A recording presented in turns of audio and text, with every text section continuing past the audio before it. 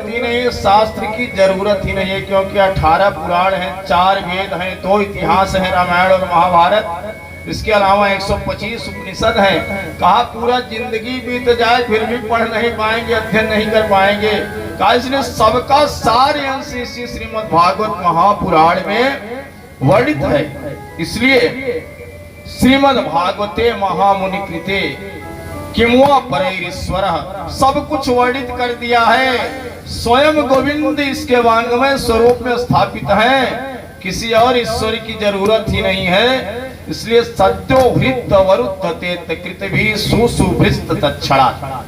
जिस क्षण मन में यह सोचते हैं कि हमको भागवत कथा सुनना है, और ऐसा मन में सोचा कि उसी क्षण सत्यो हृत अवरुद्धते कृत भी, भगवान अवरुद्ध हो जाते हैं हृदय में, और सुसुभृत तत्क्षणात्, और कथा श्रवण हम करने लगते हैं।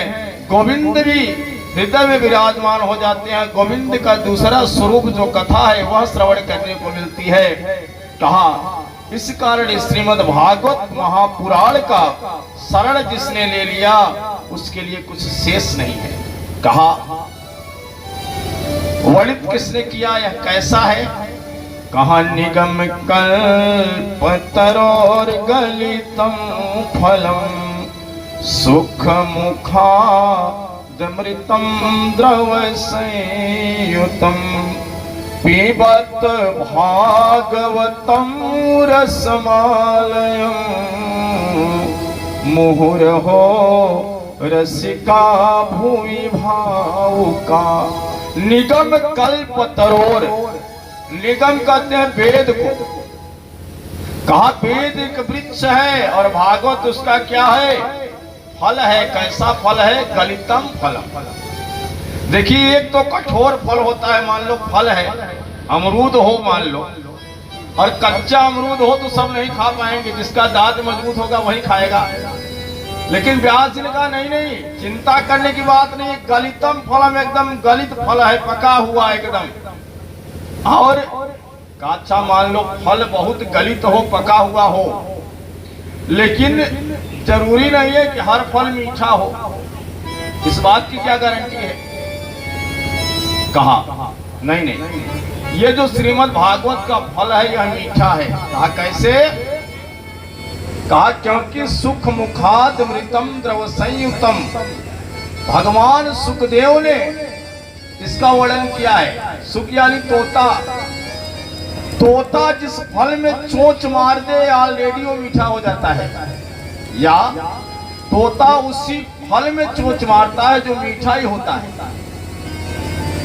यानी अगर जिस फल में तोता की चोंच लग गई वो फल ऑलरेडी मीठा होता ही है। तो कहा इस श्रीमद् भागवत के फल में सुख रूपी परमहंस ने अपनी चोंच मार दिया है, वर्णित कर दिया है, इसलिए यहाँ मीठा है, द्रवित है। इसलिए पिबत भागवतम रसमालयम, इसलिए इसका पान करिए। कहा कितने बार? कहा मूढ़ो बार बार जितना हो चुके। कहा किसके लिए? कहा रसिका भूमि भाव का, जो रसिक हैं। कथा किसके लिए है? जो रसिक हैं, जो भावुक हैं, कथा उनको समझ में आएगी। कहा जो रसिक नहीं है कथा का, जो भावुक नहीं है, कहा वो कथा में भी व्यथा उत्पन्न करेगा, प्रश्नों की झड़ी लगाएगा, तर्क करेगा। लेकिन कथा की महिमा तो यह है कि जिसको भगवान भी मिल गए हैं, जीवन मुक्त ब्रह्म पर चरित सुनहित जिधान। कहा जो जीवन मुक्त हो गए हैं, जिसने भगवान को प्राप्त कर लिया है, और भी भगवान के चरित्र को बड़े ध्यान से सुनते हैं। कहा इसलिए जो रसिक हैं, जो भावुक हैं, उनके लिए ये कथा है। कहा इसलिए रसिक भावुक लोग इस कथा को बार बार सुने। अब वर्णित करते हैं कि नैमिषारण्य की पावन भूमि में 1000 वर्षों का सत्संग चल रहा है,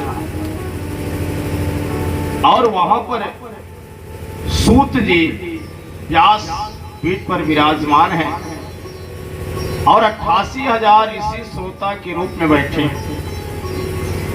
ऋषियों ने प्रश्न किया, कहा प्रभु यह बताइए घोर कलयुग आ रहा है। मंदा सुमंद मतयो मंद भाग्या हुपदुता। यह ऐसा कलयुग आ रहा है जिसमें लोगों की मति मंद होगी, भाग्य भी मंद होगा। देखिए, अगर किसी का भाग्य मंद हो और मति प्रबल हो, भाग्य मंद हो, मति प्रबल हो, तो कहा वह जीवन में सफलता प्राप्त कर लेता है। कहा मति एकदम काम न कर रही हो लेकिन भाग्य तेज हो।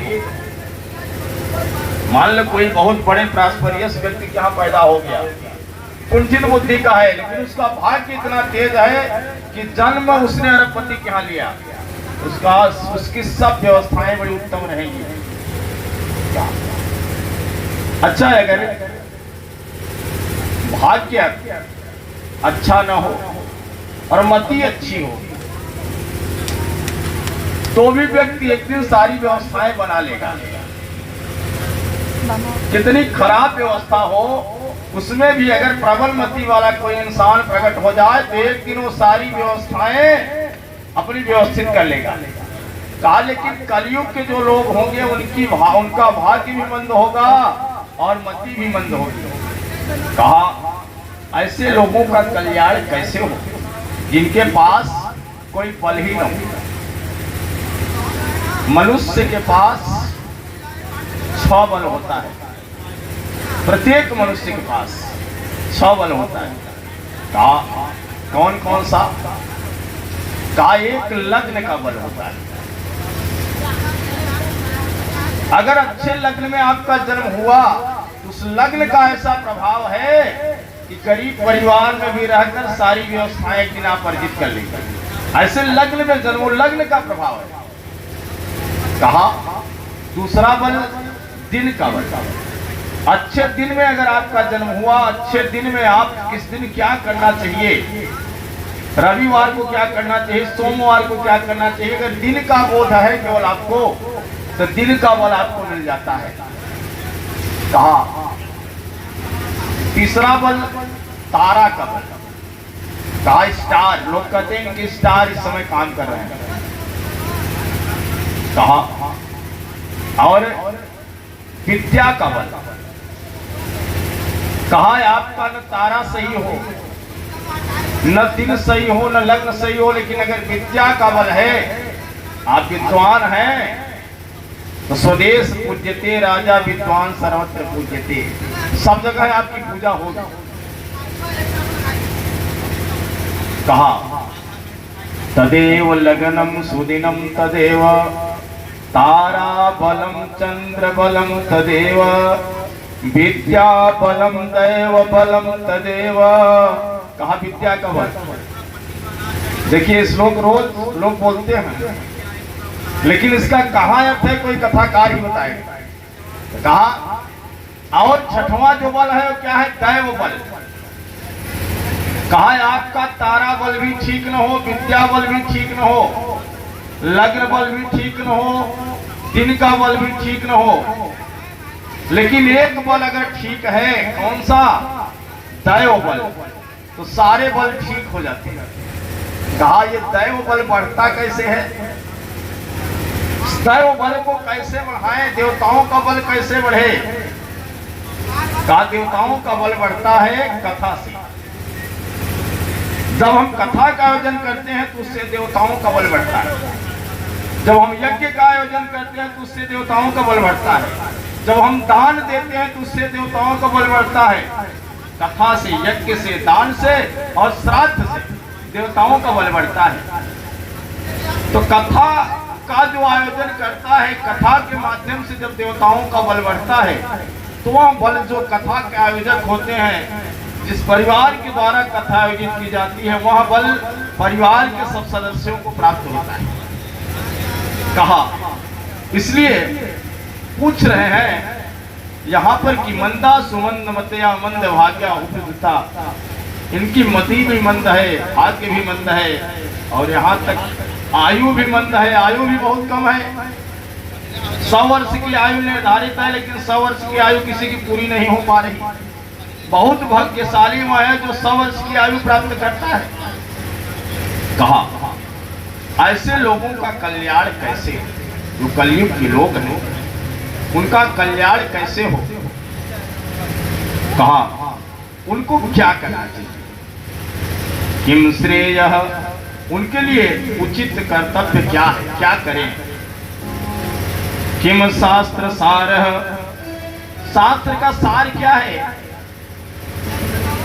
आप हनुमान चालीसा का पाठ कर रहे हैं, अयोध्या आप पहुंचे, किसी ने बताया ने राम रक्षा स्तोत्र करने से बहुत फायदा है।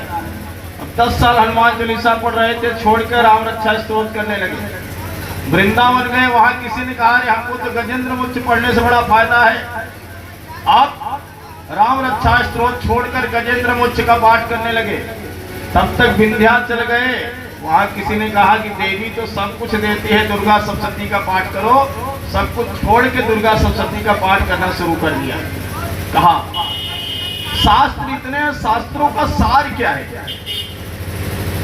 और भगवान तो सक्षम है, जो चाहे कर सकते हैं कि अवतार क्यों लेते हैं।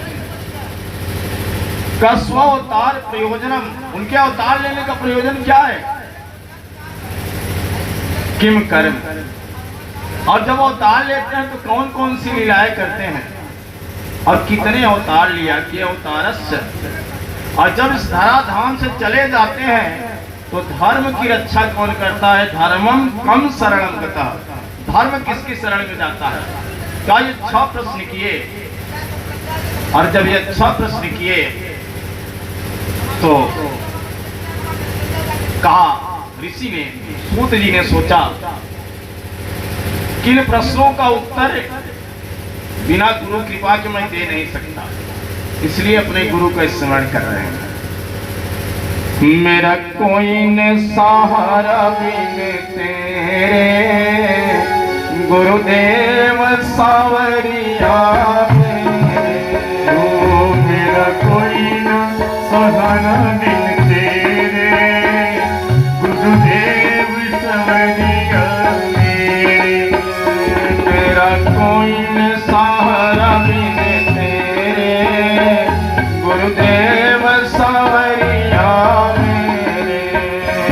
मेरा कोई न सहारा बिन तेरे, गुरुदेव सावरिया मेरे।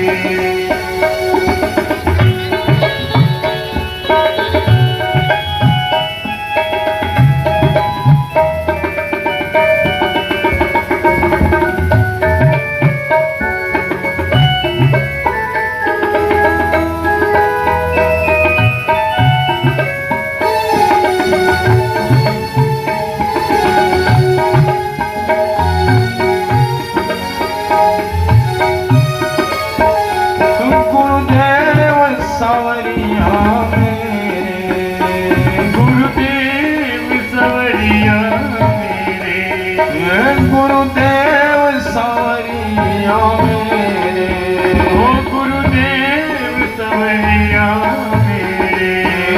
मेरा कोई न सहारा